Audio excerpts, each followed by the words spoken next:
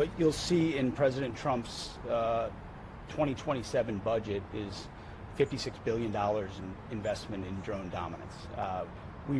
And continue to learn from what Ukraine has done on the battlefield. It's not about having the exquisite systems, it's the ability to scale it quickly while adapting week after week.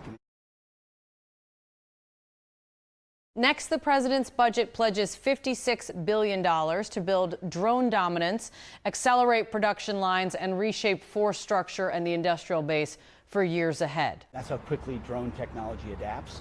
But given we have to do both, have the exquisite systems that can do what only America can do on autonomy, but also that attritable component, which has been so effective on both sides. But we've learned so much from Ukraine and how they operate. So it is an absolute focus of where we're going. We intend to not only be at parity, but the best in the world at it.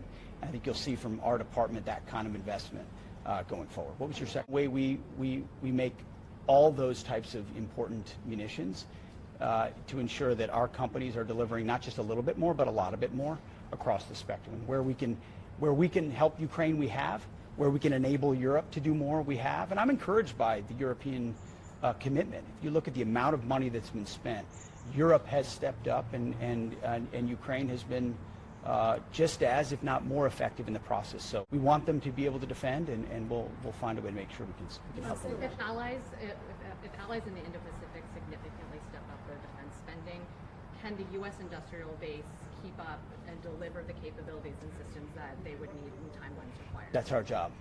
That's, I'd say, one of the biggest parts of my job that is hidden from public sight. How do we ensure that our defense industrial base is supercharged? That's why we talk about it every day. That's why our budget reflects a fundamental change in how we build out our manufacturing base. That's why we're asking companies to invest in new plants, new equipment, new production lines, and we're giving them order times so they know, hey, for the next 5 to 7 years, I'm going to be making PAC-3s. I'm going to be making Tomahawks. I'm going to be making THAADs. And so I will invest in new plants, which is American jobs and American investments. So now it's not just another additional 100. Also, officials lay out lessons from Ukraine that are driving a rapid ramp up in ammunition production and calls for deeper allied burden sharing on sustainment. A year, it's 3,000 more a year or 6,000 more a year of any of those. Now it's not just our needs for our operational plans, but it's our allies out here who are counting on us. And then when we do that, we can point back at them and say, now, here's where we can co-produce. You're a rich country who has the ability to make more in the defense space. Partner with us in order to do that. In fact, that was some of the conversations we just had. We're on ramping up those types of munitions so our partners have them, but also they can feed them back at us. And we've got even more capability. 48 hours or so, you know, if there's an impact on this region because of that. Even Vietnamese leader said that it was a flashpoint that could throw the rest of the world into turmoil. Did you discuss that with them, and is that blockade still in place there? The blockade is very much still in place, and the Strait of Hormuz came up relatively often, and usually once we talked through it, countries were reassured that the American perspective accounted for that, which it did from the beginning, and that also our view toward energy, I think, will reshape the global map. And the president has talked about whether it's Texas or Venezuela or energy production, how the future in energy is actually an American future. And that's good for energy security around the world.